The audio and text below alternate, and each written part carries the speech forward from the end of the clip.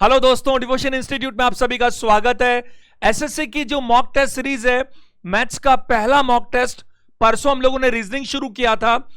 SSC CGL अगर हम cover करते हैं तो सीएचएसएल की बात करूं, सीपीओ की बात करूं, बल्कि बाकी सारे कॉम्पिटिशन्स तो अपने आप कवर होते हैं। एक और बात, क्या ग्रुप डी के जो मॉक टेस्ट चल रहे थे वो अपन वापस से स्टार्ट करेंगे जैसे ही ग्रुप डी की डेट्स अनाउंस होती है। आप निश्चिंत रहें। चलिए काम को शुरू करते हैं। और ये जो टेस्ट पेपर है ये बहुत ज्यादा मेहनत करके बनाए। मैं आपको बता रहा हूं कि जैसे आज के जो 25 क्वेश्चन है आपको एग्जाम में देखने को मिलेगा, बिल्कुल यही फॉर्मेट, एक एक चीज चुन करके कि अगर ट्रिग्नोमेट्री का अगर 25 में से 3 आ रहे तो अपन भी 3 ही लेंगे। और जैसा मैंने आपको पहले भी कहा, अगले मॉक टेस्ट जो होगा मैथ्स का उसमें वैरायटीज बदल जाएंगी, तीसरे में और बदल जाएंगी, चौथे में और बदल जाएंगी। तो अपन क्या करेंगे, इन मॉक टेस्ट के माध्यम से आप टेस्ट भी देंगे और लगभग सिलेबस को रिवाइज भी कर लेंगे एक बेहतरीन तरीके से। पहला प्रश्न आपके सामने है। कोई वायुयान पृथ्वी की सतह से 6 किलोमीटर ऊपर क्षैतिज उड़ रहा है। पृथ्वी से किसी बिंदु से यह देखने में आता है कि वह 60 डिग्री के कोण पर आंतरिक होता है, 60 डिग्री का एंगल बनाता है। 20 सेकंड बाद उसका जो उन्नयन कोण है वो 30 डिग्री में परिवर्तित हो जाता है। 60 से 30 होगा ही होगा। वायुयान की चाल बताइए। ये हाइट एंड डिस्टेंस का क्वेश्चन है। मैंने हाइट एंड डिस्टेंस के करीब 5 सेशन लिए, 5 सेशन, और मुझे लगता है ऐसा कि उसके बाहर कुछ होता नहीं है। इट इज नॉट पॉसिबल, चाहे वो किसी भी लेवल का कंपटीशन एग्जाम हो। तो आप उनको देखिएगा, हाइट एंड डिस्टेंस की बारीकियां होंगी। इस क्वेश्चन को फटाफट करना चाहें, कैसे करें एक बार समझना पड़ेगा। जरा देखो, अगले पेज पर समझाता हूं। एक वायुयान, आप मेरे से ये एक्सपेक्ट मत कीजिएगा कि मैं इस क्वेश्चन के साथ आपको हाइट एंड डिस्टेंस पढ़ाने लग जाऊंगा या कोई भी क्वेश्चन के साथ अपन चैप्टर पढ़ेंगे। अपन फोकस करेंगे केवल क्वेश्चन पे। इसीलिए मैं रेफरेंस देता हूं ताकि डिटेल के लिए आप चैप्टर में जा सकते हैं। इधर देखिएगा, एक वायुयान जो है वो सतह से 6 किलोमीटर ऊपर उड़ रहा है और क्या देखा गया कि यहां से अगर कोई, भाई देखो, अगर मैं बात करूं आपको कि यहां पर, क्योंकि एंगल जो हम बनाएंगे वो कितना डिग्री का बना रहा है, वो 60 डिग्री का। आपको पता है एंगल ऑफ एलिवेशन और एंगल ऑफ डिप्रेशन, लेकिन अपन ने हमेशा एंगल ऑफ एलिवेशन की बात की क्योंकि एक ही बात है, एंगल का फर्क होता है केवल। अगर हम यहां से देखें, इस जगह पर कोई व्यक्ति यहां पर खड़ा है और वो वहां देखता है या वहां वाला इधर देखता है, कितना एंगल दिखता है आपको, 60 डिग्री का। अब उसने क्या कहा कि वो वायुयान तो उड़ता जा रहा है। देखो एक बार मैं जरा थोड़ा सा इधर आपको बताता हूं। आप देखिए, ये अगर मैं धरती मानूं तो वायुयान ऐसे उड़ रहा है इस तरह से। देखो ये वायुयान है और इसका जो हाइट है वो 6 किलोमीटर है। तो ये हमेशा की हमेशा 6 किलोमीटर ही मेंटेन रहेगा क्योंकि वायुयान ऐसे नहीं उड़ता। वायुयान कैसे उड़ रहा है, ऐसे उड़ रहा है, वो बता रहा है, हमेशा 6 किलोमीटर मेंटेन है। तो जिस मोमेंट हमने देखा वायुयान यहां था, देखो ये रहा वायुयान, और एंगल कितना नजर है आपको, 60 डिग्री। अब 20 सेकंड और चला, कितने सेकंड दे रखा है वो, 20 सेकंड के बाद जो एंगल है, it's angle of elevation is changed to 30 degree. तो 20 सेकंड आप चलाओगे तो वायुयान तो इधर चल रहा है, ये देखो, तो ये वायुयान यहां पहुंच गया। अब वायुयान यहां पहुंच गया। अब आप जो देख रहे हो, आप देख रहे हो, देखो यहां से एंगल ऑफ एलिवेशन अब जो हो रहा है, ये पॉइंट थोड़ा यो बना लो, कोई बात नहीं। अगर हम बात करें तो ये अब जो नजर आ रहा है वो 60 नहीं बल्कि क्या बन गया बताइए, 30 डिग्री बन गया। जितना डिस्टेंस बढ़ता जाएगा उतना एंगल छोटा होता चला जाएगा। यहां 60 था, अब वो क्या हो गया, 30 हो गया। तो आपसे पूछा गया कि उस वायुयान की स्पीड क्या है। आप मुझे एक बात बताइए, यहां से लेकर यहां तक पहुंचने में वायुयान ने कितना समय लिया, 20 सेकंड का समय लिया। अगर 20 सेकंड में जो दूरी वायुयान ने तय की वो मुझे मालूम चल जाए तो काम हो जाएगा, क्योंकि दूरी अगर पता लग गई तो दूरी में मैं अगर टाइम से डिवाइड करूंगा तो स्पीड आ जाएगी। एक बात बताइए मेरे को, थोड़ा समझिएगा, दूरी आपसे पूछी है, सॉरी आपसे स्पीड पूछी है, लेकिन दूरी तो चाहिए ना। और दूरी के नाम पर केवल यही दूरी अवेलेबल है 6 किलोमीटर। मैं आपसे एक सवाल पूछता हूं, एक बात बताइए, अब जब 20 सेकंड बाद y1 कितनी हाइट पर होगा? आप मानते हैं कि y1 तो अभी भी 6 किलोमीटर की हाइट पर है, क्योंकि हर समय उसकी जो गैप है धरती से वो 6 किलोमीटर है। आप जरा इसको आगे बढ़ाइए, आप देखिए एक ही बात है, ये दूरी y1 ने कवर की है, क्योंकि दूरी तो पैरेलल है, ये बराबर ही रहने वाली है। आपको मैंने 30, 60, 90 सिखा रखा है कि नहीं बताइए?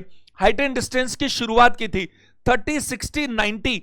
आप देखिए, आपको अगर मैं 60 वाले की बात करूं तो 60 के सामने अगर मालूम है ये तो 90 होता ही होता है। हाइट एंड डिस्टेंस तो शुरू ही 90 के साथ होता है ना, क्योंकि राइट एंगल में ही अप्लाई होता है हाइट एंड डिस्टेंस का पूरा चैप्टर।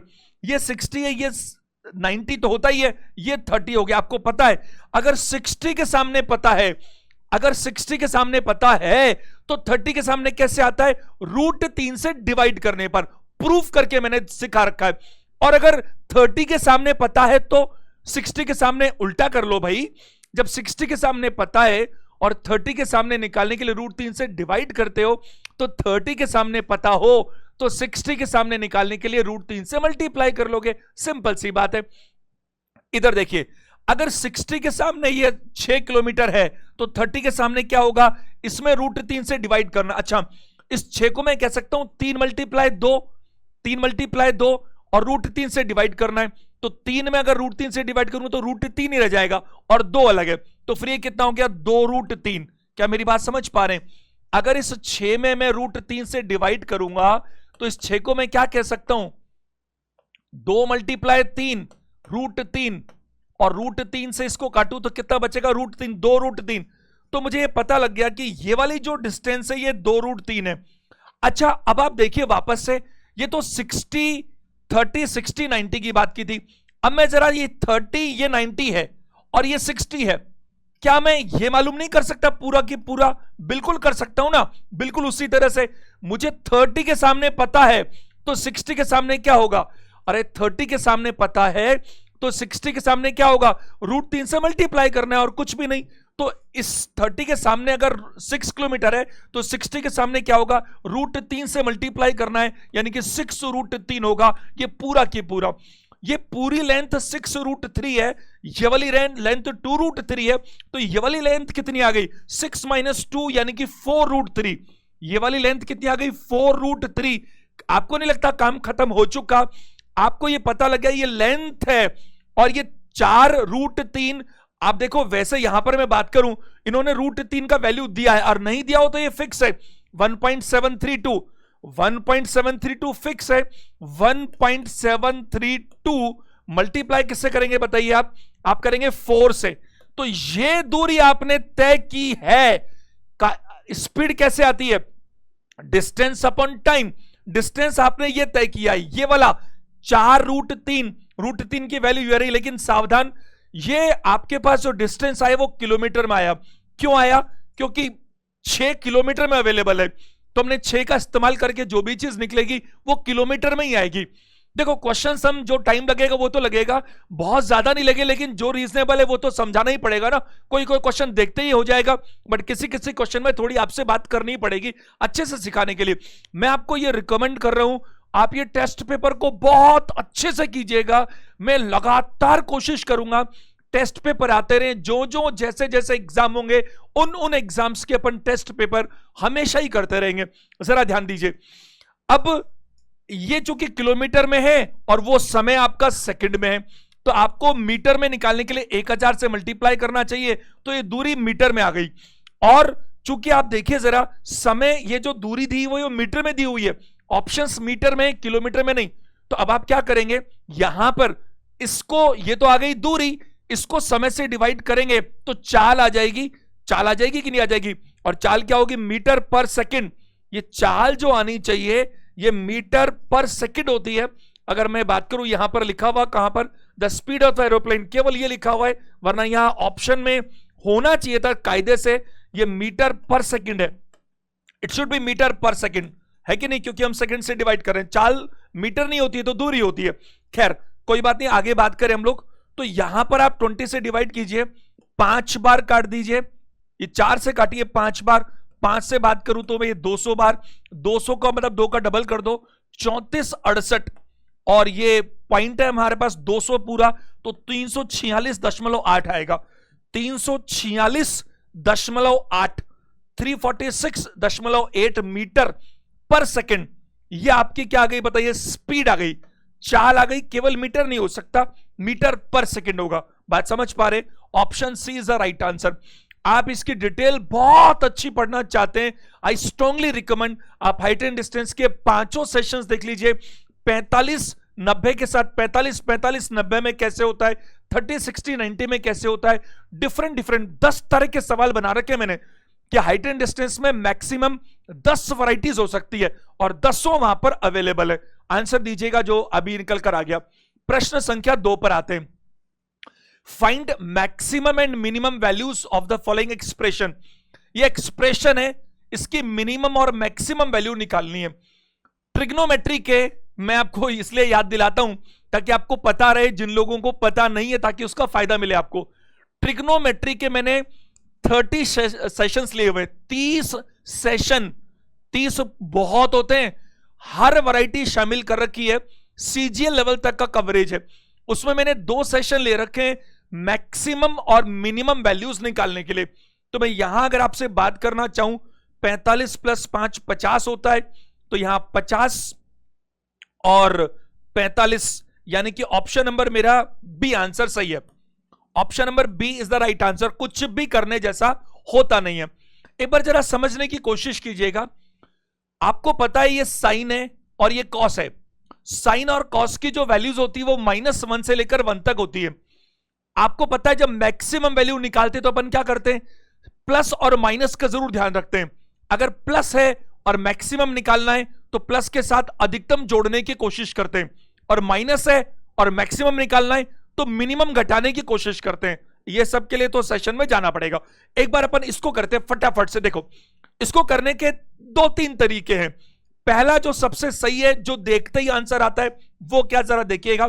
देखो, अगर मैं यहीं पर इसकी बात कर लूं पहले मेथड की, तो मैं कह सकता हूं कि 45 45 sin स्क्वायर थीटा, और मैं इसको तोड़ देता हूं 2 पार्ट्स में, 45 cos स्क्वायर थीटा और प्लस में कर देता हूं 5 cos स्क्वायर थीटा। अब मैं यहां पर बात करूं तो पहले आप इस पार्ट पे गौर कीजिएगा। अगर मैं यहां 45 कॉमन लेता हूं तो मेरे पास बचता है sin square theta plus cos square theta, और sin square theta plus cos square theta 1 होता है। यहीं से हमने ट्रिग्नोमेट्री को शुरू किया था। अगर मैं बात करूं तो इस पूरे पार्ट की वैल्यू आ गई 45, क्योंकि 45 और sin square theta plus cos square theta तो 1 होता है, तो इस पूरे पार्ट की वैल्यू आ गई 45 प्लस 5 cos स्क्वायर थीटा। बताइए यही आ गई कि नहीं आ गई? अब ये 45 तो कांस्टेंट हो गया, अब 5 cos स्क्वायर थीटा चाहिए। तो पहला काम क्या करना है? मैक्सिमम वैल्यू निकालनी है। मैक्सिमम वैल्यू निकालनी है। मैक्सिमम और मिनिमम वैल्यू निकालने के वक्त सबसे महत्वपूर्ण चीज क्या होती है? सबसे महत्वपूर्ण चीज होती है ये चिन्ह। ये क्या लिखा हुआ है, क्योंकि इसके हिसाब से सब कुछ तय होगा। क्या, जरा देखिए, मैं आपको बताता हूं। आपको मैक्सिमम निकालनी है, एक बार मिनिमम को भूल जाइए। तो आप क्या करेंगे? ये प्लस का मतलब है, सुनो ढंग से, आपको मैक्सिमम निकालनी है तो प्लस का मतलब है इसमें ज्यादा से ज्यादा जुड़ जाए। और अगर ये माइनस होता और मैक्सिमम निकालनी होती तो आप सोचते कि माइनस है तो कम से कम घट जाए। भाई कम से कम घटे तभी तो अपन को ज्यादा से ज्यादा रहेगा अपने पास में। तो ये प्लस और माइनस बहुत इंपॉर्टेंट है। आप 2 मिनट ढंग से देखिएगा, मैं इस बात पर देता हूं आपको टाइम, कुछ बातें बताता हूं मैक्सिमम और मिनिमम की, जहां पर बच्चे होलसेल में गलती करते हैं। इधर देखो, तो मेरे को मैक्सिमम चाहिए, तो अगर मैं ये cos स्क्वायर थीटा है पॉजिटिव वैल्यू की बात करूं तो 1 से बड़ा तो वैल्यू होता नहीं है कि नहीं बताइए? और 1 का मतलब है ये 1, तो 1 स्क्वायर का 1 ही रह जाएगा। तो 45 + 5 कितना बनेगा बताइए? 50। तो मैं कहूंगा कि जो इसकी मैक्सिमम वैल्यू है वो 50 नजर आई, बट 50 यहां भी था और 50 यहां भी था। अब मैंने मिनिमम की बात करें, अगर हम मिनिमम की बात करते हैं तो हमें क्या चाहिए? 45 प्लस, ये प्लस ऑलरेडी दिया हुआ है क्योंकि हमने निकाला, यहां पर है। अब मुझे कम से कम चाहिए, तो कम से कम में क्या करूं मैं कि इसमें जो मैं जोड़ू ना वो कम से कम हो, मिनिमम जो हो सकता है वो हो जाए। अब आप सोचिए, अगर मैं यहां पर बात करूं तो मिनिमम करने में मैं क्या कर सकता हूं बताइए? मिनिमम करने में मैं -1 तो कर नहीं सकता, वरना 1 हो जाएगा वो। तो मिनिमम करने में आपको सिखा रखा है जीरो से अपन बात करते हैं। तो जीरो अगर बात करूं और जीरो को किसी से मल्टीप्लाई करूंगा तो जीरो ही आने वाला है। तो क्या बन जाएगा बताइए? 45। तो यहां पर मैं बात करूं मैक्सिमम वैल्यू 50 है और मिनिमम वैल्यू कितनी है बताइए? 45 है। और कैसे कर सकते थे?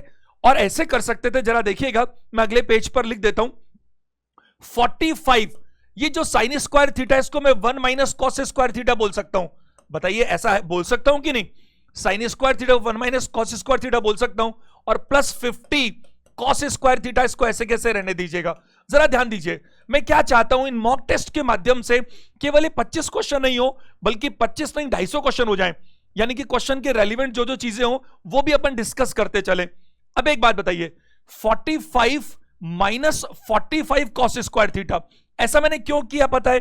ताकि रेशो एक बन जाए, साइन और कॉस नहीं, दोनों या तो कॉस बन जाए, या तो दोनों कॉस बन जाए या दोनों साइन बन जाए। एक बहुत ही इंपॉर्टेंट बात बताने जा रहा हूं, ध्यान दीजिएगा आप लोग। देखो यहां मैं बात करूं तो ये तो कहानी वही पहुंच गई जो थी, 45 ऐसे कैसे ही है, और ये माइनस और प्लस में प्लस ज्यादा है, तो 45 plus 5 cos square theta, 45 plus 5 cos square theta, ये तो पहुंच गई वैसे की वैसे। लेकिन अगर कल को कोई बच्चा ऐसा कर लेता कि सर ये 45 साइन स्क्वायर थीटा मैं ऐसे ही रहने देता हूं, और इस ध्यान दीजिएगा मेरी बात पर, और ये 50 है और इसको मैं 1 माइनस साइन स्क्वायर थीटा कर देता हूं। अब ध्यान देना यहां पर गलती कहां हो सकती है। तो इस केस में 45 साइन स्क्वायर थीटा प्लस 50 और माइनस, जरा देखिए अगर मैं बात करूं यहां पर तो 50 साइन स्क्वायर थीटा है, अटेंशन दीजिएगा सब लोग, और ये 45 है और ये 50 है, तो माइनस है। इसका मतलब 50 माइनस 5 साइन स्क्वायर थीटा इस बार ये तय करेगा आपकी मैक्सिमम और मिनिमम वैल्यूज को। तो जब मैं मैक्सिमम वैल्यू निकालूंगा, ढंग से सुनिएगा, इसीलिए मैंने एक बार आपको यहां लिया, मेरा तो काम वहीं खत्म हो गया था, इस पे आंसर आ गया था, बात खत्म, इसके आगे जाना नहीं था। लेकिन फिर भी मैं आपको कॉन्सेप्ट के लिए जरा से बात कर रहा हूं। ये माइनस है, माइनस, ये माइनस है, तो मैं क्या चाहता हूं मैक्सिमम में कि अधिकतम है, तो मैं चाहता हूं कि इसमें से कम घटे। पहले मैं मैक्सिमम में ज्यादा ले रहा था क्योंकि प्लस था, तो कम से कम घटे, तो क्या घटे बताओ? अरे जीरो ही लेना चाहिए, जीरो लेना चाहिए, तो जीरो कम से कम घटाओ, तो जीरो को 5 से गुना करोगे तो क्या होगा बताइए? 50 में से आप जीरो घटाओ तो क्या आएगी बताइए? 50। और मिनिमम वैल्यू अगर करनी है सबसे कम हो जाए, वैल्यू कम से कम हो जाए, तो आप क्या चाहते हो? कम से कम तू जितना कम कर सके कम कर ले, तो जितना ज्यादा घटा सको घटा दो। तो मैक्सिमम क्या कर सकता हूं? 1, एक को 5 से करो तो 5 होगा, और 5 घटाओगे तो क्या आएगा? 45। तो चाहे आप कैसे भी कर लो, उत्तर तो आपका वही आना है, 50 और 45। क्वेश्चन 3 देखिएगा, आप समझ सकते हैं ना कि अपन बहुत ज्यादा डिटेल में चलेंगे तो देखो कैसे हो पाएगा, थोड़ा फास्ट चलना पड़ेगा अपन को। ध्यान दीजिए क्या बोल रहा है वो, in triangle ABC O is the circumcentre, और बीएसी बीसीए आपको दिया गया है, और ओएसी आपसे पूछा गया है। बहुत ही जरा ध्यान दीजिएगा, ये चारों सेंटर्स के बारे में मैंने बहुत ही गहराई से कर रखा है, करीब करीब 3-4 सेशंस केवल और केवल चारों सेंटर्स पर मैंने लिए। फटाफट देखिएगा, फास्ट करते हैं इस काम को। ये आपको एक ट्रायंगल नजर आ रहा है, और ट्रायंगल क्या है? A B C. वो कह रहा है ओ सर्कम सेंटर है, ओ जो है वो क्या है बताइए? सर्कम सेंटर है। और बी ए सी कितना दिया? 52 डिग्री। ये आपके पास 52 डिग्री है। बी सी ए ये आपको 62 डिग्री है। अगर मैं बात करूं यहां पर, तो ये दोनों मिलाकर 114 हो गए, ये दोनों मिलाकर 114 हो गए, तो ये वाला जो बचा वो 66 हो गया, क्योंकि तीनों एंगल का सम तो आप 180 करोगे ना, 66 हो गया। आगे जरा क्या देखिए, सवाल क्या है आपसे, क्या गया? ओ ए सी। देखो ये बात जो हो रही है, ओ क्या है यहां पर? यही तो है सर्कम सेंटर। अब सर्कम सेंटर की डिटेल नहीं बोल सकते, अभी अपन सेशन देख सकते हैं। आपसे क्या पूछा गया? ओ ए सी। तो आपको ओ ए सी के लिए आप ये देखिए, मैं यहां बनाता हूं ओ ए सी। ओ ए सी ये वाला जो एंगल है जो मैं बात कर रहा हूं आपसे, ये आपको चाहिए। दिस एंगल ये आपको जरूरत है ओ ए सी में, जो मैंने डार्क किया है अभी, दिस पार्ट आपको जरूरत है। अब सारे लोग ध्यान दीजिएगा, अटेंशन दीजिएगा, कितना ज्यादा आसान काम है। अगर यहां पर ये 66 है तो सेंटर पे डबल होना चाहिए, और 66 का डबल कितना होता है 132। अगर मैं बात करूं ये 66 है तो उसका डबल कितना होता है 132।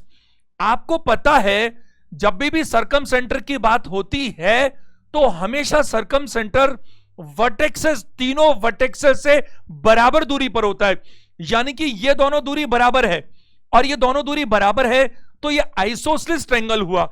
अगर ये दोनों बराबर है तो अगर ये आपका फाई है तो ये भी फाई होना चाहिए, और इन तीनों का सम 180 होता है, तो 180 होता है तो 132 तो ये रहा। आप 130 घटाया करो तो 50 बचेगा, तो 48 बच रहा है जो दो बराबर भागों में जाएगा, तो 24 आपका आंसर आ जाएगा option number B.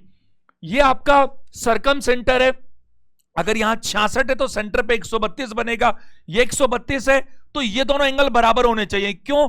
Isosceles angle नजर आ रहा है, क्योंकि हमेशा सरकम सेंटर जो है वो वर्टेक्सेस से बराबर दूरी पर होता है। मैं आपको सलाह दूंगा ज्योमेट्री के सारे सेशंस आप देखिए, आपको मजा आएगा। क्वेश्चन नंबर 4 पे आ जाइए तुरंत। देखो ट्रायंगल एबीसी, मेरी मजबूरी बहुत डिटेल में नहीं जा सकता वरना ये 2 घंटे में भी नहीं हो पाएगा। परपेंडिकुलर जरा ध्यान दीजिएगा, ये आपको जो सिंबल नजर आ रहा है परपेंडिकुलर का, अगर परपेंडिकुलर की बात हुई, अगर एल्टीट्यूड की बात हुई तो क्या होगा? ऑर्थो सेंटर की बात हो रही है। जरा देखिए ट्रायंगल एबीसी आप बनाते जाइए, क्योंकि एक अच्छा स्टूडेंट पढ़ने के बाद नहीं करने का, पढ़ने के साथ ही करेगा। ट्रायंगल एबीसी में क्या कह रहा है वो? बीई जो है वो एल्टीट्यूड है एसी पर, इस एसी पर बीई एल्टीट्यूड है। जरा देखिए एल्टीट्यूड मतलब ये 90 डिग्री, बीई एल्टीट्यूड किस पर है? एसी पर। और सीडी एल्टीट्यूड है एबी पर। तो सीडी अगर मैं बात करूं, ये सीडी है और ये सीडी एल्टीट्यूड है किस पर बताइए? ए बी पर। आगे क्या बोला गया? तथा बीई और सीडी परस्पर एक दूसरे को ऊपर काटते हैं। बीई और सीडी ऊपर काटते हैं, और ये जो ऊपर काटते हैं यही क्या है बताइए? ऑर्थो सेंटर है। वैसे ऑर्थो सेंटर को प्रॉपरली एच से दिखाते हैं, बट यहां जो बोल रहा है क्वेश्चन में अपन उसको वैसे लेकर चलेंगे, ऊपर काटते हैं। आगे क्या बोला गया जरा देखिए, इसने कहा एंगल ओबीसी, ओबीसी ये वाला एंगल, ये वाला ओबीसी और ओसीबी यानी ये वाला के समद्विभाजक पी पर मिलते हैं। इसने कहा the bisectors of this and this meet at P. बहुत ज्यादा ध्यान देने की आवश्यकता है। इसके लिए क्या है? एक नया ट्रायंगल बन गया, देखो आप, और नया ट्रायंगल ये बन गया। आप समझने की कोशिश कीजिएगा। एक बहुत ही अच्छा प्रश्न है। ए बी सी अगर होता और मैं एंगल बी का बाइसेक्टर करता तो हो सकता है ये दोनों बराबर बराबर होते, बट ये ट्रायंगल किसकी बात हो रही है? यहां ट्रायंगल बात हो रही है किसकी बताइए? बीओसी की।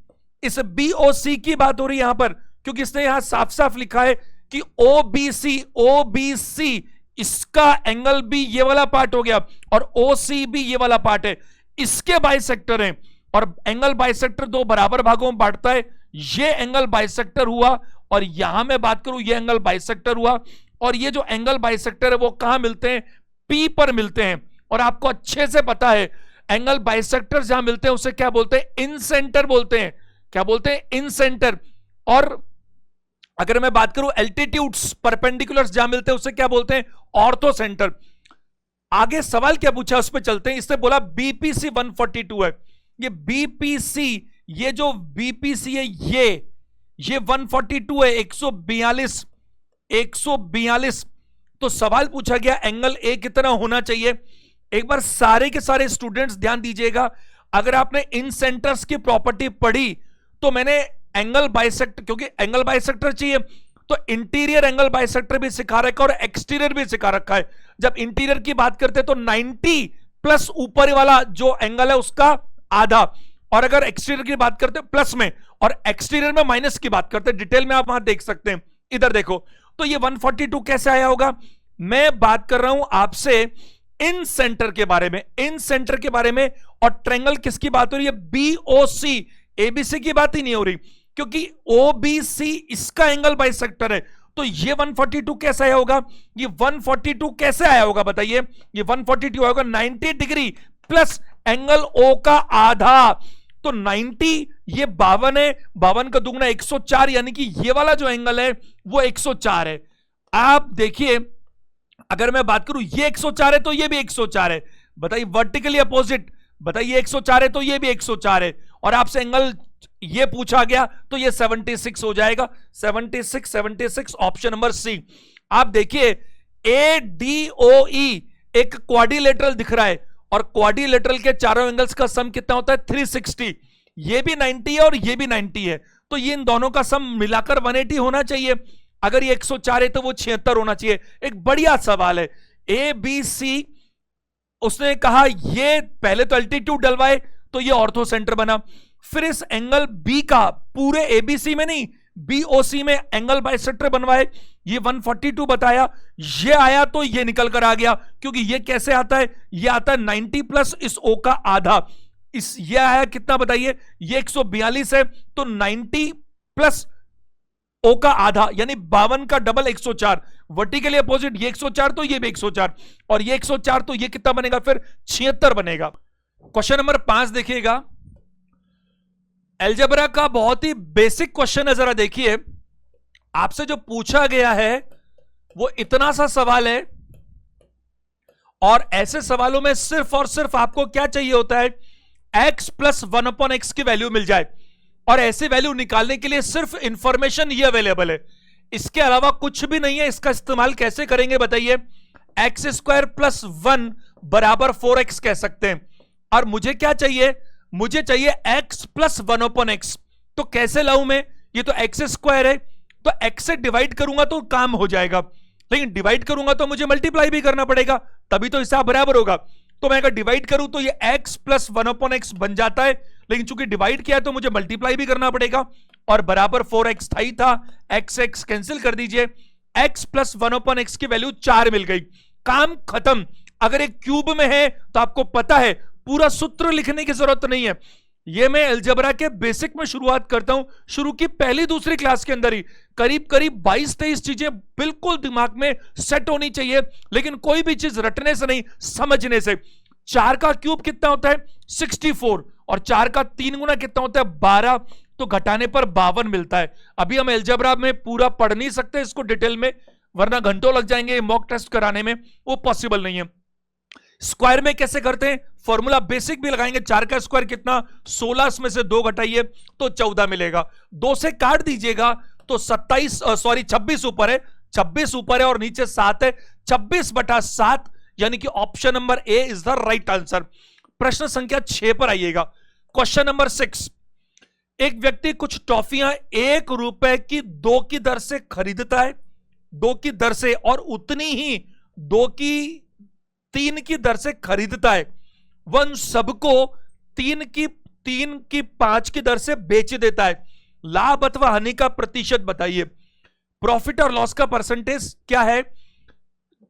2 रुपए में 2 टॉफियां 1 रुपए में, और कैसे 3 टॉफियां 2 रुपए में, मिलाकर बेचता कैसे? 3 रुपए में 5। जरा देखिएगा, बहुत ही शॉर्ट में बात करूं मैं आपसे। पहला लॉट खरीदने का है, कैसे बताइए? 1 रुपए में 2, 1 रुपए में 2। दूसरा लॉट भी खरीदने का है, कैसे? 2 रुपए में क्या बताइए? 2 रुपए में क्या बताइए? 3। और तीसरा लॉट इनको मिलाकर बेचने कैसे है? 3 रुपए में क्या बताइए? 5। मैंने जब चैप्टर पढ़ाया प्रॉफिट एंड लॉस तो कैसे कराया मैं आपको बताऊं। इसकी कॉस्ट है 1/2, इसकी कॉस्ट है 2/3, इसकी कॉस्ट है 3/5। जो डिनोमिनेटर्स है 2, 3 और 5, उसका एलसीएम 30 बनता है।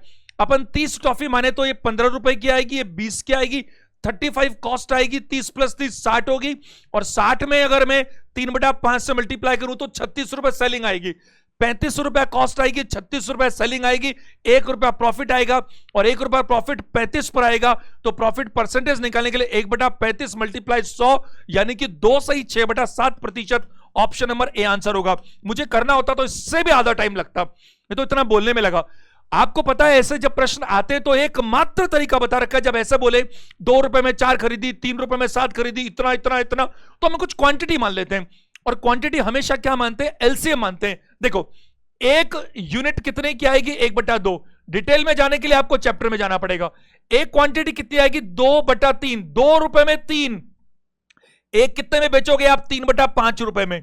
ये इस लॉट की कॉस्ट है, ये इस लॉट की कॉस्ट है, इस लॉट की कॉस्ट है पर यूनिट, पर टॉफी।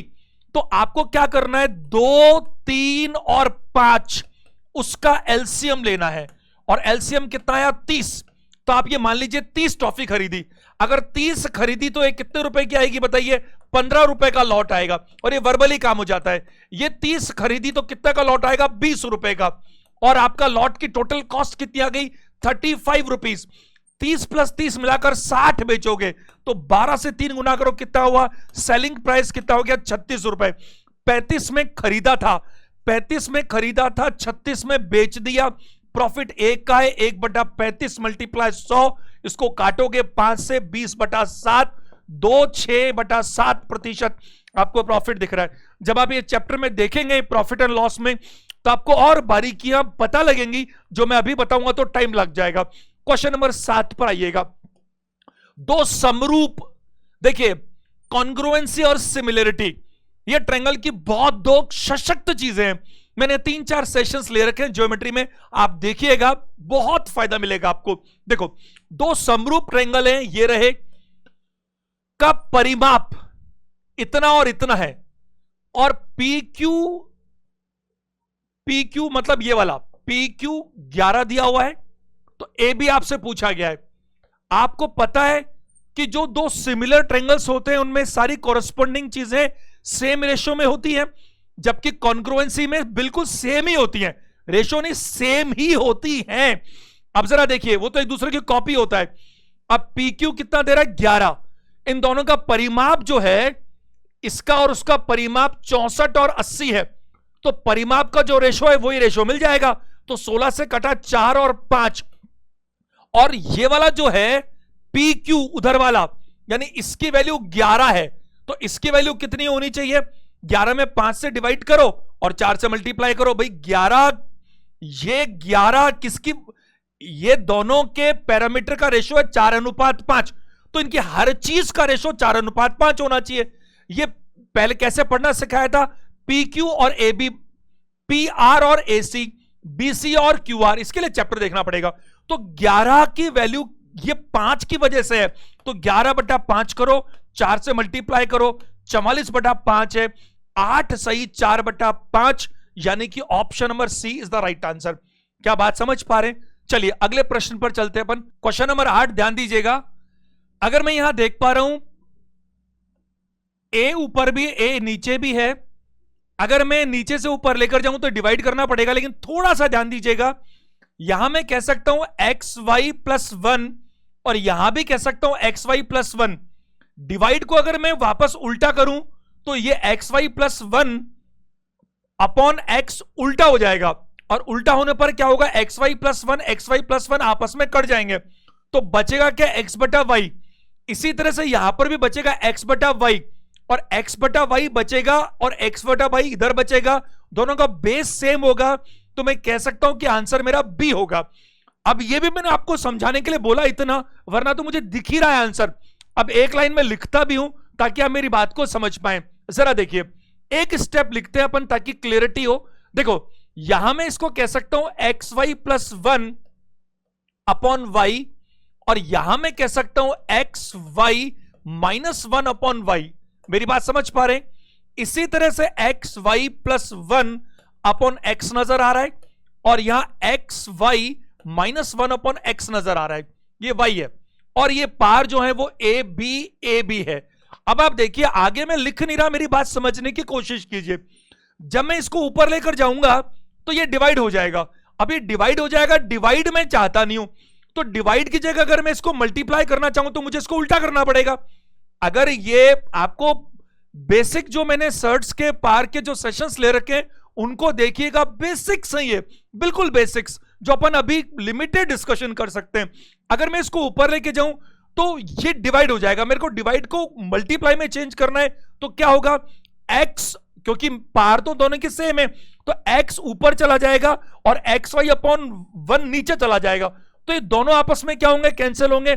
इसी तरह से ये भी आपस में कैंसिल होंगे, तो क्या बच जाएगा, x बटा y to the power a, और मल्टीप्लाई में क्या बचेगा, क्योंकि डिवाइड तो खत्म कर दिया, क्या बचेगा, x बटा वाई, पार क्या बताइए b।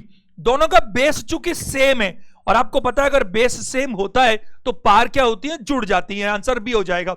9 नंबर क्वेश्चन पे आइएगा।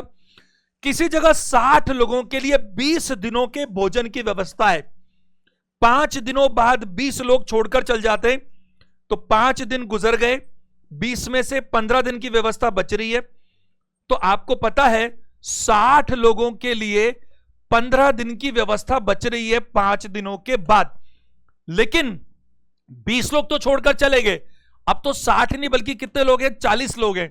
तो आपको बहुत अच्छे से पता है कि अगर लोगों की संख्या 2/3 हो गई, यानी 3:2 हो गई, तो समय 2:3 हो जाएगा, और 2:3 मतलब 22.5 आंसर हो जाएगा। 2 से डिवाइड करो, 3 से मल्टीप्लाई करो, 22.5 बी ऑप्शन। फिर मैं वही कहूंगा, टाइम एंड वर्क के सेशंस देखिए, अगर आपको यह पता है कि आपके पास वर्क कांस्टेंट है, यहां पर खाना कांस्टेंट है, अपन यूनिट बनाकर भी कर लेते हैं, बिना यूनिट बनाकर भी कर लेते हैं, दोनों तरह से टाइम एंड वर्क हो सकता है, सर्वोत्तम तरीके से मैंने करवा रखा है जो पॉसिबल है। तो हमेशा क्या होता है, अगर वर्क कांस्टेंट है और लोगों की संख्या बढ़ेगी, लोगों की संख्या बढ़ेगी तो समय कम लगेगा, और लोगों की संख्या गिरेगी तो समय ज्यादा लगेगा। अब आप देखिए, दो तरह से कैसे 60 लोगों के लिए 20 दिन की व्यवस्था थी, 5 दिन तो गुजर गए, तो 5 दिन बाद अगर कुछ नहीं होता तो क्या होता, 60 लोगों के लिए 15 दिन खाना चलता, लेकिन 5 दिन बाद 20 लोग छोड़कर चले गए, तो अभी मेरे पास खाना है 60 लोगों के लिए 15 दिन का, 20 लोग तो छोड़ के चले गए, तो वही खाना जो 60 लोग 15 दिन खाते, वही खाना 40 लोग कितने दिन खा पाएंगे। क्योंकि लोगों की संख्या 3 से 2 गई अनुपात में, तो इनको समय 2 से 3 लगेगा, तो 2 की वैल्यू 15, तो 1 की वैल्यू 7.5, तो 3 की वैल्यू 22.5। यूनिट बनाकर भी कर सकते हैं, 60 मल्टीप्लाई 20, 1200 यूनिट खाना मान सकते हैं, और जितने दिन चले गए वो घटा करके यूनिट टाइप से भी कर सकते हैं। चलिए, लेकिन ये बेटर ऑप्शन है, बेटर तरीका है। क्वेश्चन नंबर 10 पर आते हैं। देखिए, एक निश्चित राशि कंपाउंड बेसिस पर 15 वर्षों में 3125 गुना होती है, 5 टू द पावर 5 है, क्योंकि 15 गुना है ये, क्योंकि ये आंकड़े आपको देखते ही समझ में आने चाहिए। 625 गुना, इसी ब्याज दर से 625 गुना कितने वर्षों में होगी, 3 चौक 12 साल लगेंगे, डी ऑप्शन है, 5 सेकंड का काम है। देखो 15 साल में 3125 गुना हो रही है, तो 625 गुना होने में कितना टाइम लगेगा। मैंने कंपाउंड को बहुत ही अच्छे से करवा तो रखा है, और जितने तरीके हो सकते हैं कंपाउंड के, it is one of the my very favourite topics, compound interest. अब यहां पर मैंने ये बता रखा है कि x टाइम में अगर n पावर होती हो और n to the power a गुना करना होता, तो x को a से गुना करना होता है। फॉर्मूला यो ही नहीं दिया, सिखा कर दिया था। अब देखिए 625, और इसमें मेरे को क्या समझ में आता है, ये 5 टू द पावर 5 है और ये 5 टू द पावर 4 है, तो यहां पर पावर 5 है और यहां पावर 4 है, तो आपको मालूम चलता है 5 है, तो इस 5 का मतलब 15, तो 1 का मतलब कितना बताइए, 3 साल, यानी हर एक पावर के लिए 3 साल होता है, यानी हर धन को 5 गुना होने में 3 साल लगता है। फिर 5 का 25, 25 का 125, 125 का 625 और 625 का 3125। आप चैप्टर में देखिए, डिटेल में पूरा एक सेशन ले रखा मैंने इसी चीज के ऊपर, हर चीज। तो यहां पर आपको ये 5 की 4 ही पावर बनानी है, तो 3 का 4 गुना 12 साल, यहां पर मेरा उत्तर निकल कर आएगा, क्या निकल कर आएगा, 12 साल। टाइम भी पूछा जाता है, कई बार टाइम दिया जाता है, तो आपसे पूछ लेता है कि धन कितना गुना होना चाहिए। क्वेश्चन नंबर 11 देखिएगा। देखिए, cot to the power 4 theta plus cot square theta कुछ वैल्यू दिया गया है, और आपसे कॉसेक के बारे में पूछा गया है। अगर मैं बात करूं तो कॉट और कॉसेक की जो सबसे पॉपुलर थ्योरम है वो क्या है, 1 plus cot square theta that is equal to cosec square theta. और ये 3 थ्योरम्स के नाम से मैंने पूरा एक सेशन बना रखा है, 3 इंपॉर्टेंट थ्योरम्स। अब जरा ध्यान दीजिएगा, चूंकि मुझसे यह पूछा गया है, हालांकि आंसर तो मुझे दिख रहा है 4.7 ही है, थोड़ा सा समझेंगे तो हो जाएगा क्लियर। एक बार जरा देखिएगा, चूंकि इंफॉर्मेशन जो मुझसे सवाल पूछा जा रहा है वो कॉसेक में पूछा जा रहा है, तो मुझे फिर इस कॉट को कॉसेक में कन्वर्ट करना पड़ेगा।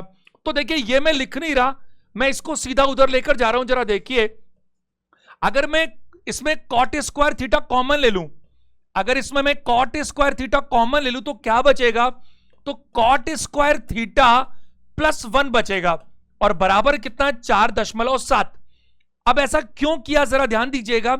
1 प्लस कॉट स्क्वायर थीटा, आप जानते हैं 1 प्लस कॉट स्क्वायर थीटा क्या होता है, कॉसेक स्क्वायर थीटा। क्या होता है, कॉसेक स्क्वायर थीटा। ये सबसे पॉपुलर चीजों से 1 प्लस कॉट स्क्वायर थीटा बराबर कॉसेक स्क्वायर थीटा। और आप ये भी जानते हैं कि cosec square theta minus cot square theta मैं 1 बोल सकता हूं, कॉसेक स्क्वायर थीटा -1 बराबर कॉट स्क्वायर थीटा बोल सकता हूं, कैसे भी कर सकता हूं। और इस कॉट स्क्वायर थीटा को क्या बोलूं मैं, कॉसेक स्क्वायर थीटा -1। इसे मैं क्या बोलूं, कॉसेक स्क्वायर थीटा -1, और ये कॉसेक स्क्वायर थीटा। ऐसा मैंने क्यों किया, ऐसा मैंने इसलिए किया क्योंकि जो मेरे से प्रश्न पूछा जा रहा था वो कॉसेक में था, तो मुझे रेशो चेंज करना था।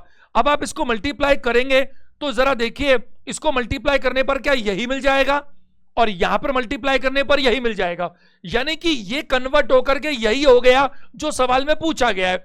तो आंसर वही मेंटेन रह गया जो इंफॉर्मेशन में दिया गया है।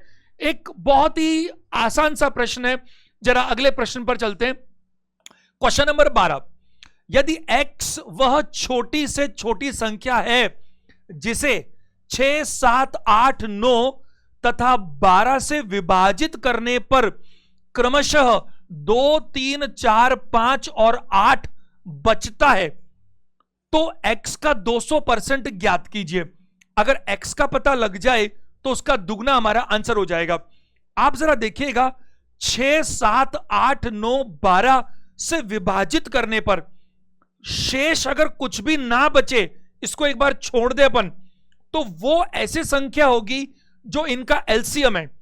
6, 7, 8, 9, 12 इनका जो एलसीएम होगा वो संख्या, एलसीएम क्या होता है, वो सबसे छोटी संख्या जिसके अंदर उन सबका भाग चला जाए, जिसका वो एलसीएम है।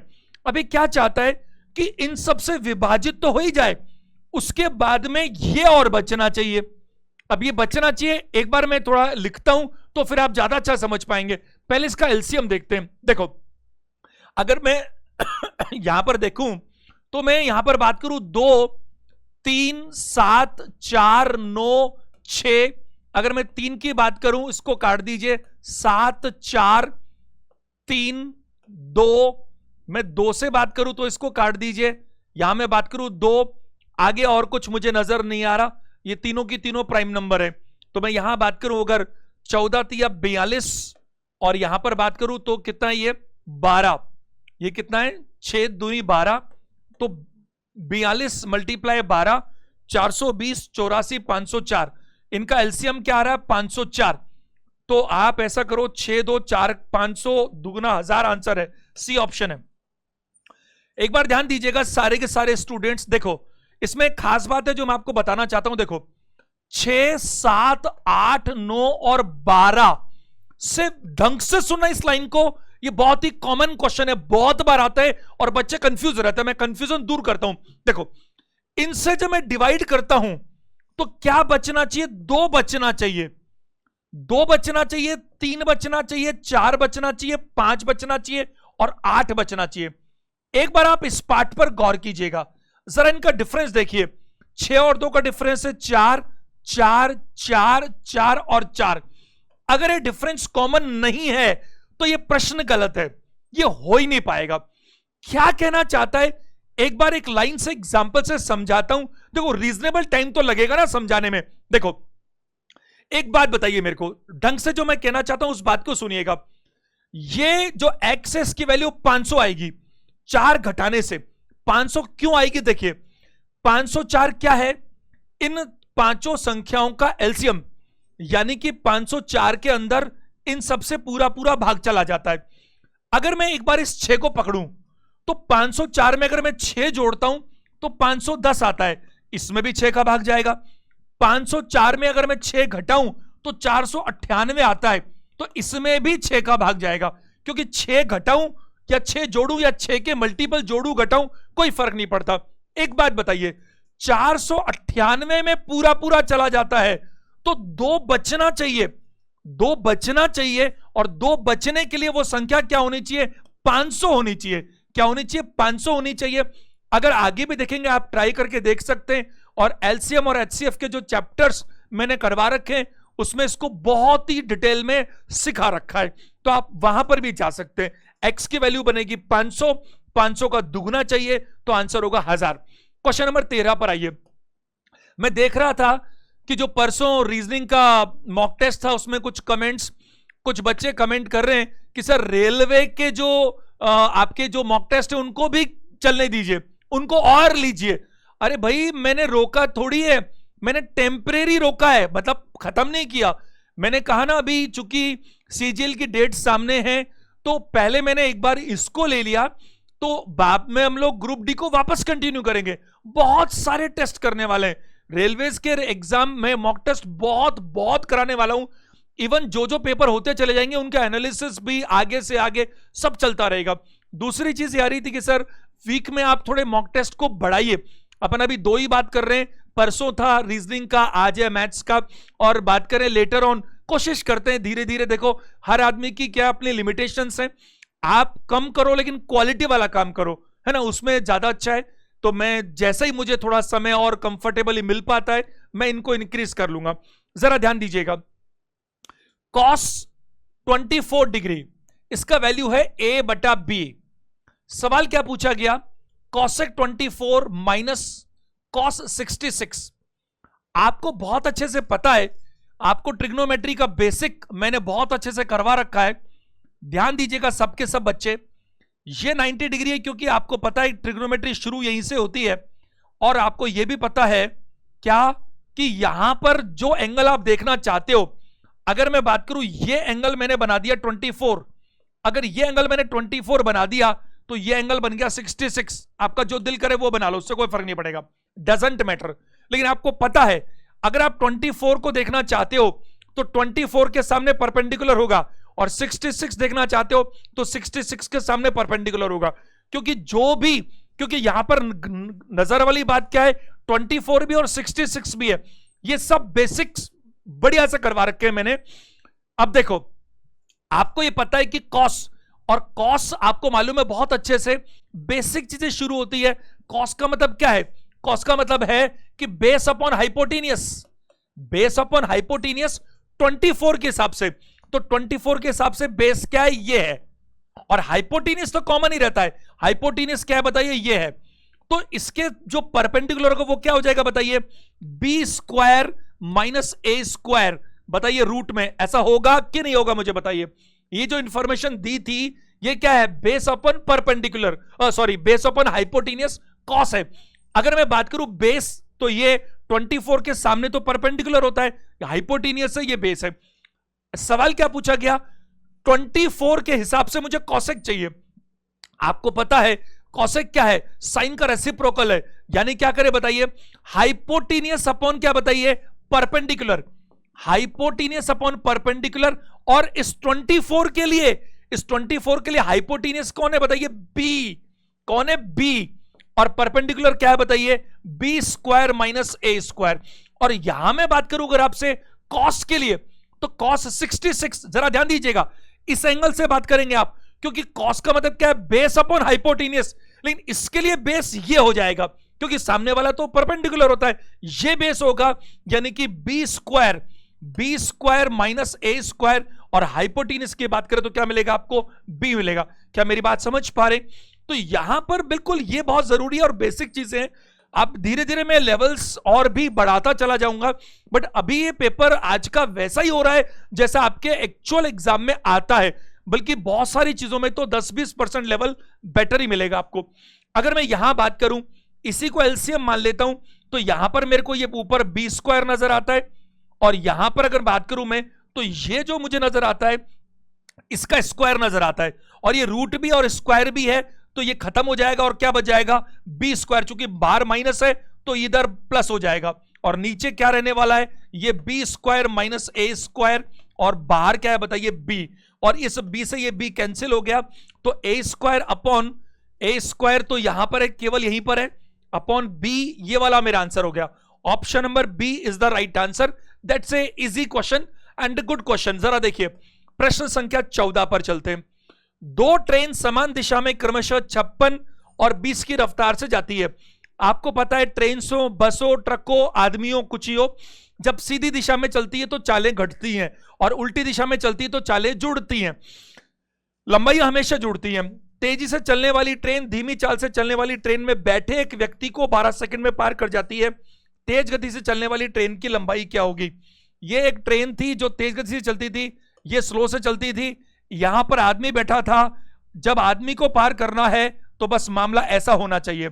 इस ट्रेन की लंबाई से कोई लेना देना नहीं है, तो आपको क्या चाहिए, लंबाई चाहिए। तो आदमी को पार करने में जो लंबाई होगी वो वही होगी जो तेज चलने वाली ट्रेन की क्या होगी, लंबाई। अब चूंकि दोनों की दिशा समान है तो रिलेटिव स्पीड क्या होगी, दोनों की चालों का अंतर। चूंकि ये सेकंड में है तो ये 56 माइनस 20 होगा 36 किलोमीटर प्रति घंटा। 36 का मतलब 18 का दुगुना, यानी कि 10 मीटर पर सेकंड, मल्टीप्लाई 12, दूसरा आंसर है 120 सेकंड, 120 मीटर, सॉरी। ये बहुत ही बढ़िया सेशंस आपको टाइम एंड डिस्टेंस के बैंक वाली जो आपकी प्लेलिस्ट है उसमें 10-12 मिल जाएंगे आपको टाइम एंड डिस्टेंस सेशंस, और रेलवेज वाली में भी मिल जाएंगे 7-8 sessions. Time and distance detail में दिया हुआ है, एक एक कॉन्सेप्ट, ट्रेन को लेकर के, बोट को लेकर के, पर्सन्स को लेकर के, और मिसलेनियस दुनिया भर के सवाल। तो ये बड़ा इंटरेस्टिंग सवाल होता है जब एक ट्रेन दूसरी ट्रेन को नहीं, दूसरी ट्रेन में बैठे हुए आदमी को पार करती है।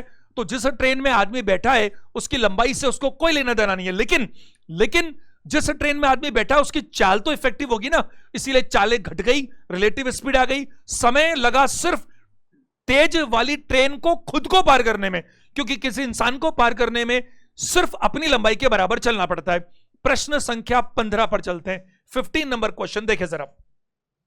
चावल का मूल्य 30% बढ़ने के कारण एक परिवार चावल की खपत में 24 किलोग्राम की कमी कर देता है। महंगाई बढ़ गई, अब परिवार का कुल खर्च 10% कम और हो जाता है। वर्तमान एवं प्रारंभिक खपत बताइए। वर्तमान और प्रारंभिक 130 होनी चाहिए थी, 90 कर ली। वर्तमान में 13, पहले थी 9, दोनों का अंतर 4, 4 का मतलब 6 और 4 का मतलब 6, तो वर्तमान और प्रारंभिक, तो 9 का मतलब 36, 1 का मतलब 6, 6 9 54, सॉरी 6 9 54, 54 तो सिर्फ इसी में ऑप्शन है, और पहले 13 थी तो 13 6 78, ये ऑप्शन सही है, ऑप्शन नंबर बी। जरा देखिए क्या हुआ, कोई चीज 100 रुपए में आती थी, ये परसेंटेज में करवा रखा है मैंने, अब 30% दाम बढ़ गए तो 130 रुपए में आती है। जो चीज के लिए पहले 100 रुपए खर्च करने पड़ते थे अब उसके लिए 130 रुपए देने पड़ते हैं। लेकिन आपने क्या किया, आपने कंजम्पशन में 24 किलोग्राम की कमी कर दी, 24 किलोग्राम कम कर दिया। लेकिन आप देखो आपने दो काम कर दिए, आपने खपत भी कम कर दी क्योंकि दाम बढ़ गए, और आपने बजट भी कम कर दिया, डबल मार कर दी इस वस्तु के ऊपर। तो आप क्या करते हो, आप सोचो अगर आप 30 रुपए बढ़ा देते तो जो चीज पहले 100 रुपए में आती थी क्वांटिटी वही आपको 130 में मिल जाती। बट आज आपने क्या कहा कि मैं तो 90 रुपए ही खर्च करूंगा। तो आप सोचो जो सामान, जो चीज 130 में आती थी वो आज 100 में आती है, उतनी क्वांटिटी, बट आप तो 90 रुपए ही खर्च करते हो, तो आपको क्वांटिटी और भी कम मिलेगी। मतलब 130 के हिसाब से तो 100 कम हो गए और कम हो गए, तो आपके आज का खर्चा जो है वो 90 रुपए है। और जो आपके पुराना खर्चा था वो नहीं, पुरानी क्वांटिटी आती थी 100 रुपए में, वही पुरानी क्वांटिटी अब आएगी 130 रुपए में, वही क्वांटिटी, बट आज आप 90 रुपए खर्च करते हो। तो पहले और आज में आपके खर्चे में 13:9 का संबंध है। तो जब क्योंकि भाई देखो पहले थी ना 100 रुपए रेट, तो आज तो 130 रुपए, 130 रुपए में जो चीज लाओगे वो मिल जाएगी आज, लेकिन आप 90 रुपए की चीज ले रहे हो। तो 13 और 9, और इस 9 और 13 का अंतर कितना है, 4, और रेशो में 4 का मतलब है आपने 24 किलो खपत कम कर दी। 1 का मतलब कितना है, 6 किलो, तो 1 का मतलब 6 किलो, तो 13 6 कितना होता है 78 और 6 9 कितना होता है 54। लेकिन आप देखो 78 और 54 पहला ही ऑप्शन है, गलती हो जाएगी। इसने क्या कहा है, वर्तमान और प्रारंभिक खपत बताइए। तो वर्तमान में कम है खपत और प्रारंभ में ज्यादा थी, इसीलिए जल्दीबाजी मत कर देना, उत्तर होगा 54 और 78। और मैं कहना चाहूंगा आपको, आप परसेंटेज के सेशंस देखिए, कंजम्पशन वाले, खपत वाले। ये तो एक एग्जांपल है, ऐसे ढेरों, रेट बढ़ जाए कंजम्पशन भी बढ़ जाए, रेट घट जाए कंजम्पशन घट जाए, एक बढ़े दूसरा घट जाए, अलग अलग अलग दसों तरह के सवाल आपको मिल जाएंगे देखने को बेस्ट तरीके से, मिनिमम टाइम में। सवाल संख्या 16 पर आते हैं। A/9 9 एक ही बात है, B/17 C/23, ABC का रेशो देखना, यही तो रेशो है 9 17 23, 9 17 23, ऑप्शन नंबर सी यही रेशो है। डिटेल नहीं बता सकता आपको, इतना सा हिंट दूंगा, यहां पर क्या बोलोगे 17A बराबर 9B, ये मिल जाएगा, यहां पर B और C मिल जाएगा, चूंकि B कॉमन है मिलाने पर मिल जाएगा।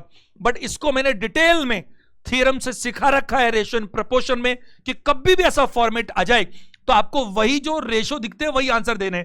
9 17 और 23 रटने की बात नहीं है, समझने की बात है। तो आप डिटेल में देख सकते हैं चैप्टर में जाकर के, यही आंसर मिलेगा। कल को मिल जाए A/17, B/25, C/ कुछ भी, तो जो मिल रहा है वही आंसर होगा। DEF होगा तो भी ऐसा ही होगा। प्रश्न संख्या 17 पर आइए।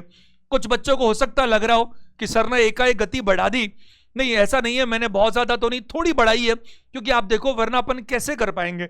मॉक टेस्ट के 25 क्वेश्चन स्टैंडर्ड तरीके से अपन को डिटेल में डिस्कस करके भी करीब करीब घंटे भर में इसे कंप्लीट करना चाहिए, कायदे से 1 सवा घंटे में, इससे ऊपर नहीं। देखो sine theta plus cos theta बराबर √2 cos theta, what is the value of cos theta minus sine theta, cos theta minus sine theta. बहुत ही बढ़िया सवाल है, देखो इतना बढ़िया सवाल है, ये पूरा थ्योरम सिखा रखा है। साइन का जो कॉफिशिएंट है वो कॉस में है और जो कॉस का कॉफिशिएंट है वो साइन में।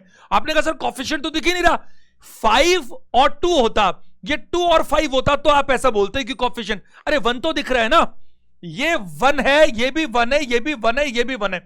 बहुत बढ़िया सवाल है। और ये सारा मैंने ट्रिग्नोमेट्री में एक नहीं बल्कि 2-2 सेशन ले रखे इस चीज के लिए, डिटेल में जाने के लिए। तो कैसे करते हैं हम लोग, इनके कॉफिशिएंट्स का स्क्वायर करते हैं, एक का स्क्वायर एक ही आएगा, और एक और भाई कोफिशिएंट तो दोनों एक एक है, इसका भी 1 + 1 बराबर क्या करते हैं, बराबर इसके बराबर में क्या मानते हैं अपन, x मानते हैं। ऐसे ये बैठता है पूरा ये परफॉर्मा, तो इसका स्क्वायर करना और इसका भी स्क्वायर करना है बराबर।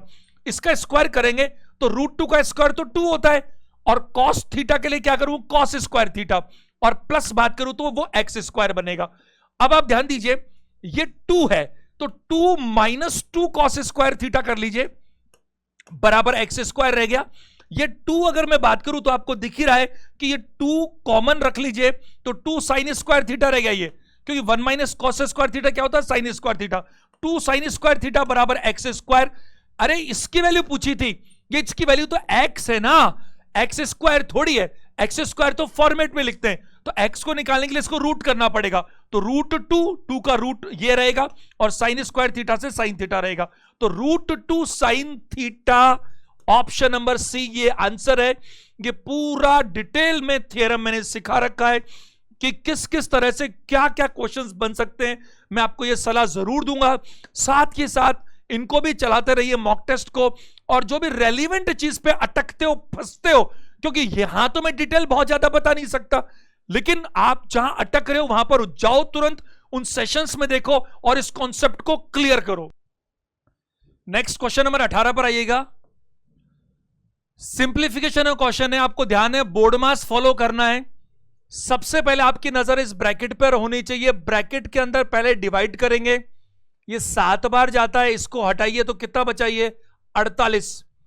अब सारे लोग सावधान हो जाइएगा, यहां डिवाइड है, मल्टीप्लाई भी है, ब्रैकेट खत्म हो चुका है, ये डिवाइड भी है। इस 48 को 18 से मल्टीप्लाई नहीं कर सकते आप, आपको पहले 48 को 3 से डिवाइड करना पड़ेगा। इधर भले ही कर सकते हो, कोई दिक्कत नहीं है, डिवाइड अगर 2 है तो कोई सा भी पहले कर लो, दोनों कर लो, कोई दिक्कत नहीं है। बट मल्टीप्लाई और डिवाइड में अगर आपने मल्टीप्लाई पहले किया तो गलत हो जाएगा। पहले मैंने क्या किया, ब्रैकेट सॉल्व किया, ये 7 गया और 55 में से 7 जाएगा तो 48 है, इसे 3 से जाएगा तो ये कितना है 16 है। अभी भी आप मल्टीप्लाई नहीं कर सकते, क्योंकि अब आपके पास अभी डिवाइड और है, और ये 18 7 126 होता है और 16 7 112 होता है। आंसर सी होगा। बहुत ही आसान प्रश्न है, बट सीक्वेंस का ध्यान रखना है आपको। क्वेश्चन नंबर 19 पर आइए। आपके 25 के लिए 7 क्वेश्चन और बाकी हैं। पूरा सेशन देखिए, आपको अभी 6-7 क्वेश्चन जो बचे हैं वो भी बहुत इंपॉर्टेंट है, सब आप ही के लिए है। It is everything for you. √2 की वैल्यू दी गई है, √2 की वैल्यू दी गई है। आपसे क्या पूछा गया, ये प्रश्न पूछा गया। मैंने आपको सिर्फ एक चीज सिखा रखी है, अगर आपको प्लस माइनस नजर आता है, अगर आपको प्लस माइनस नजर आता है तो आपको चाबी क्या बनती है इसके अंदर, कि रूट के अंदर एक जैसा नंबर होना चाहिए। एक बार आप वर्बली कर सकते हैं मेरे साथ, √2 की वैल्यू पता है तो √2 अंदर होना चाहिए। अब एक बात बताइए, √2 अंदर होगा तो 16 × 2 नजर आता है। √2 अंदर रख लो, 2 अंदर रह सकता है, वरना बनेगा भी नहीं। √2 अंदर रहने दो तो 16 × 2, 16 से अपन क्या निकालते बाहर, 4। तो √2 तो सब में रहने दो, बाहर क्या निकल कर आया बताइए, 4। यहां बात करूं तो यहां भी 4 निकल कर आएगा √2 के बाद, और 4 का दुगना कितना होगा, 8। क्योंकि 16 × 2, 2 तो अंदर रहने दो, क्योंकि रूट के अंदर अगर एक जैसी संख्या होगी तभी बाहर वाली जुड़ और घट सकती है। 4 और ये 2 बाहर भी था। इधर मैं 2 की बात करूंगा तो 64 × 2 करना पड़ेगा, और 64 × 2, 2 तो अंदर रहने दो, 64 का मतलब है 8, और 8 का 3 गुना कितना होता है, 24। इधर बात करूं तो 2 अंदर रहने दो, 36, और 36 का मतलब क्या होता है, 6, 6 का 4 गुना क्या होता है, 24। अगर मैं यहां बात करूं समझिए, तो 24 और 24 तो खत्म ही हो गए आपस के अंदर, तो ये वाला पार्ट खत्म हो गया। √2 अंदर है, बाहर 24, √2 अंदर है, बाहर 24, एक प्लस और एक माइनस, बचा क्या, 4√2। ये क्या बचेगा, 4√2, और ये क्या बचेगा, 8√2। तो फाइनली क्या बचेगा, 12√2, यानी कि 12 × √2 की वैल्यू क्या है, 1.414। 12 4 48। वैसे ऑप्शन केवल यही हो सकता है, सिर्फ और सिर्फ कॉमन सेंस लगाओ तो, क्योंकि 12 4 48 यूनिट डिजिट 8 आनी चाहिए, 8 किसी के अंदर है नहीं इसके अलावा। तो अगर ये नहीं होगा तो बाकी भी कोई कैसे हो सकता है, क्योंकि आंसर तो अप्रोक्सीमेटली थोड़ी पूछा है, एग्जैक्ट पूछा है। और इसके सेशंस देखेंगे तो आपको इसकी और बारीकियां पता चल जाएंगी। ये क्वेश्चन तो बस इतना ही था, बहुत जल्दी किया जा सकता है। प्रश्न संख्या 20 पर आइएगा। The ratio of the surface area of 2 spheres is 1:4। What is the ratio of their volume. 1:4 मतलब रेडियस 1 और 2 में है। क्यूब कर लीजिए, 1 और 8 आंसर है डी ऑप्शन। बहुत ज्यादा आसान प्रश्न, ध्यान दीजिएगा। अगर मैं बात करूं गोले का जो क्षेत्रफल है, गोला क्या होता है, 4 कोण से बनता है, वो डिटेल में मैंने आपको बता रखा है मेंशुरेशन में।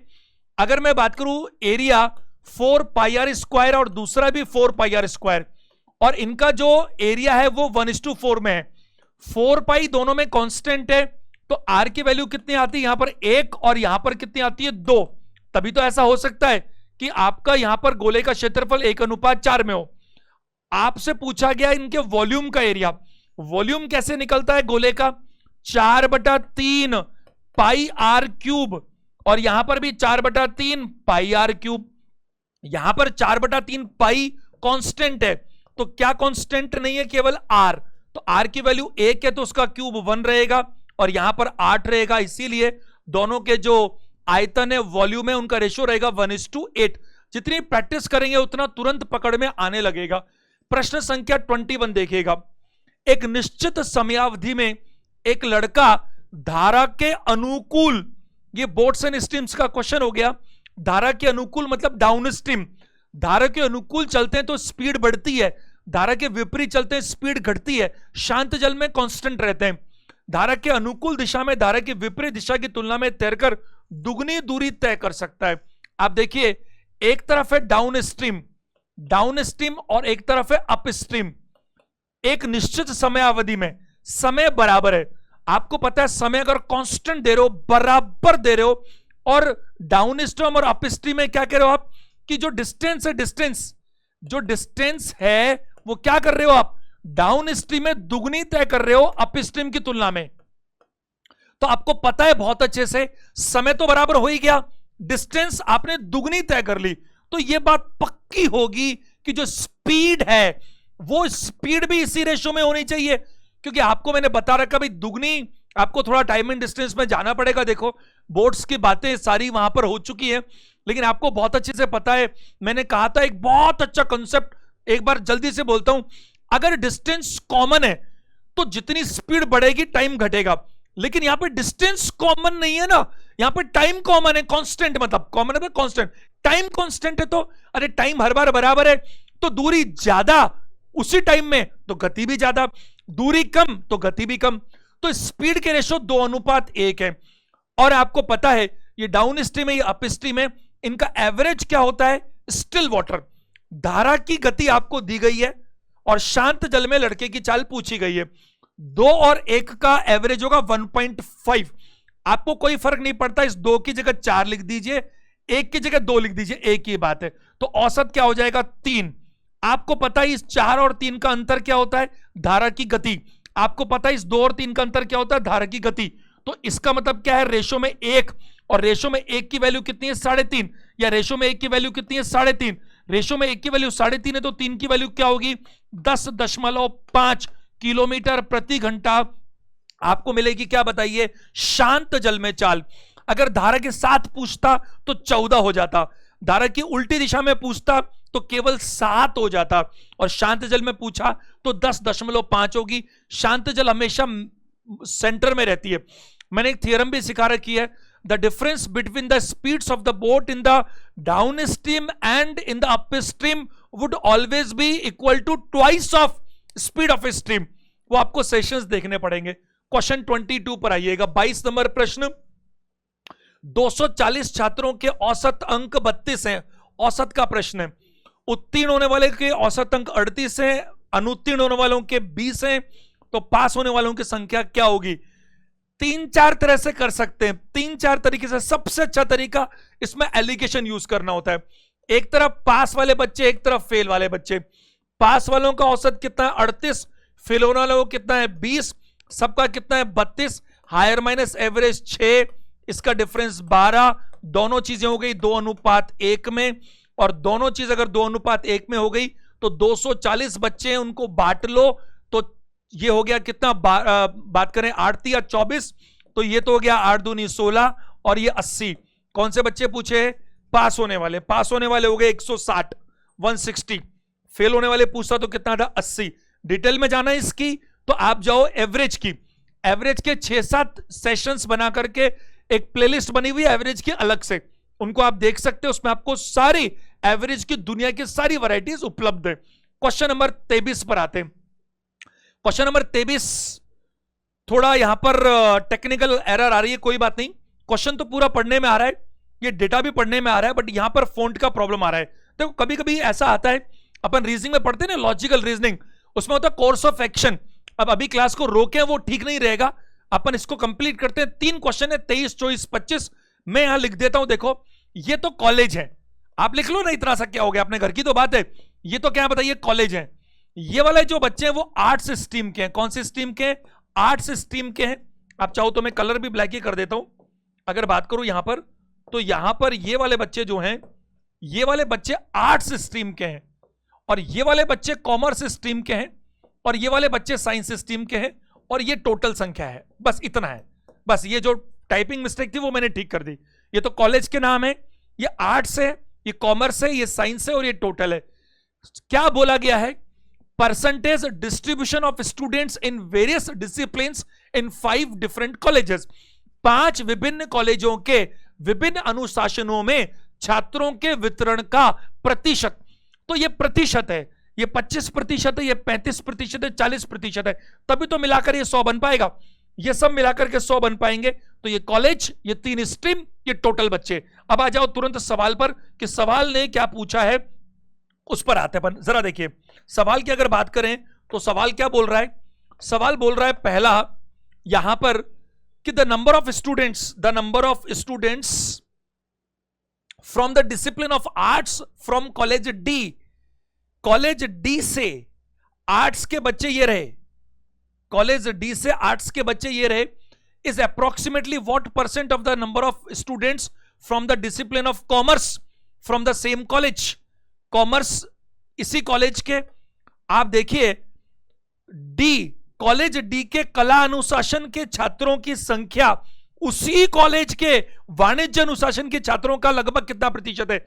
मैंने आपको सिखा रखा है डेटा इंटरप्रिटेशन में डीआई के अंदर कि जब दोनों का बेस सेम है तो इसकी जरूरत ही नहीं है, देयर इज नो नीड, इसकी कोई आवश्यकता नहीं है। आप पॉज करके देख सकते हो संख्या, क्योंकि किसी, मैं कहूं कि इसी का 28%, इसी के 48%, तो इसका 28%, इसी के 48% का क्या है, तो इसकी जरूरत ही नहीं है। सीधा बात कर सकते हो 28 48 का कितना प्रतिशत है, तो 28/48 अगले पेज पर लिख लेते हैं, 28/48, क्योंकि 28 भी उसी का है और 48 भी उसी का है। 4 से काटे अगर तो 7 बार और ये 12 बार, 7/12 इतनी बार सिखा रखा है, इसको बोलो 6/12 होता तो 50 हो जाता, और 1/12 कितना होता है, 8 से 1/3, तो आंसर आएगा 58 सही 1/3%। ये परसेंटेज में सिखा रखा है सारी चीजें कैसे करते हैं। तो 58 1/3%, लेकिन 50 लगभग बोला ना, तो 58 आंसर दीजिएगा। ऑप्शन नंबर क्या होगा बताइए, बी। इस क्वेश्चन से हम क्या सीखते हैं? पहली बात कि भाई आपको अगर बेस एक ही मिल रहा है 2 या 2 से ज्यादा इंफॉर्मेशन में, तो हमारे को बेस को यूज ही नहीं करना। और दूसरी बात, आपको ये फ्रैक्शंस में 1/2 से लेकर 1/16 तक की वैल्यूज पता होनी चाहिए। प्रश्न संख्या 24, आज का सेकंड लास्ट क्वेश्चन। विज्ञान अनुशासन में वही बात है, ये आर्ट्स है, ये कॉमर्स है, ये साइंस है। विज्ञान अनुशासन में किस कॉलेज के छात्रों की संख्या न्यूनतम है? तो ये साइंस वाले बच्चे हैं, तो ये कौन सा कॉलेज है? 5 कॉलेज है, तो कौन से कॉलेज में संख्या न्यूनतम है? तो जैसे कॉलेज ए में 17,500 का 40% है, इसका ये है। 4 ऑप्शन है, आप एक बात बताइए, जो कॉलेज का नाम ही नहीं ऑप्शन में, उसको कहीं को चेक करूं? नन ऑफ दिस तो है नहीं।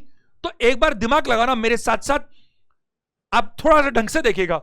ये दो, इसमें भी 40%, इसमें भी 40%, इसका बेस बड़ा है, तो इसका बेस बड़ा है। एक बात बताइए आप मेरे को, श्रीलंका की आबादी का 40% और इंडिया की आबादी का 40%, तो ये आबादी की जरूरत है कि मालूम करने के लिए किसके कौन सा ग्रुप बड़ा हुआ?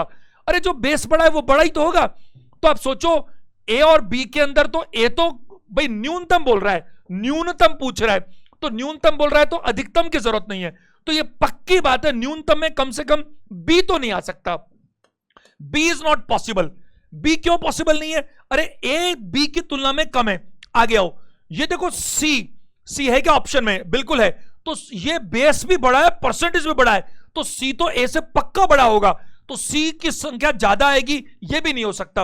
अब ए का कंपटीशन केवल कराना है डी से, तो ए का कंपटीशन डी से कराना है, तो ये जरूर 17, 35, 7,000 हो रहा है, और ये 7,000 हो रहा है।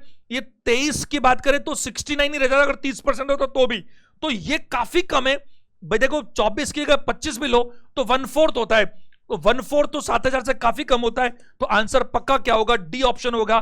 तो आपको क्या चाहिए? एग्जिट आंसर ना निकाल करके जल्दी से जल्दी 3 ऑप्शंस को काट लीजिए, और इसकी बारीकियां आपको बहुत अच्छे से सीखनी चाहिए, मजा आता है। और आज का अंतिम सवाल, 25वां सवाल, 25 नंबर क्वेश्चन, जरा देखिए। कॉलेज ए के, ये कॉलेज है, ये आर्ट्स है, ये कॉमर्स है, ये साइंस है, और ये टोटल बच्चे हैं।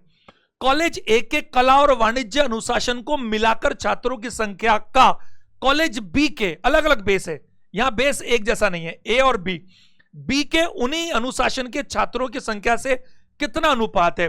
एक बार ए की देखें, कॉलेज ए ये रहा, कॉलेज ए में कला और वाणिज्य, तो कला ये रहा 25, और मतलब आर्ट्स, और वाणिज्य मतलब कॉमर्स 35, तो 17,500 का ये 60% हो गया।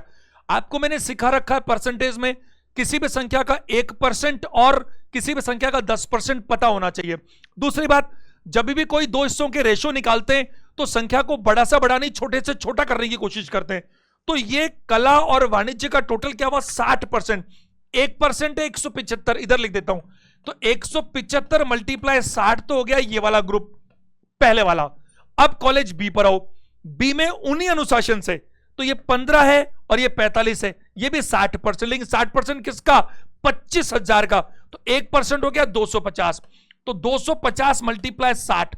मैंने क्या कहा था अभी, जब रेशो निकालते हैं तो संख्या को बड़ा नहीं करते, छोटा ही रखते हैं, फैक्टर्स में रखते हैं। आप देखो 60 और 60 आपस में कट गया, 60 और 60 आपस में क्या हो गया बताइए, कट गया। 25 से काटो 7 बार और 25 से काटो 10 बार, तो 7:10। Option D is the right answer. उम्मीद करता हूं आपको मजा आया होगा इन 25 सवालों के अंदर।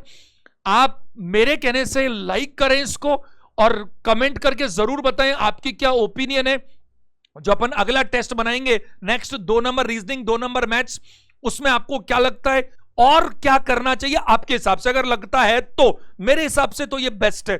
बस मैं ये आपको बताता रहूंगा, जैसे आज का पेपर मॉडरेट से थोड़ा बेटर था, तो कभी कभी मैं बहुत ही टफ बना दूंगा, कभी एक आध बार इजी भी बना सकते हैं, ताकि हर तरह की चीज आपको आनी ही चाहिए। और परसों का जो सेशन है उसको देखना मत भूलिएगा, संडे को सुबह 10 बजे टाइम चेंज कर दिया। आपको मोटिवेशन का, आपको एनर्जी बढ़ाने का, एंथुसियाज्म बढ़ाने का वो सेशन जरूर देखना चाहिए और मैक्सिमम लोगों को रिकमेंड भी करना चाहिए। मेरी शुभकामनाएं हमेशा की तरह आपके साथ है। सेशन देखने के लिए थैंक यू वेरी मच।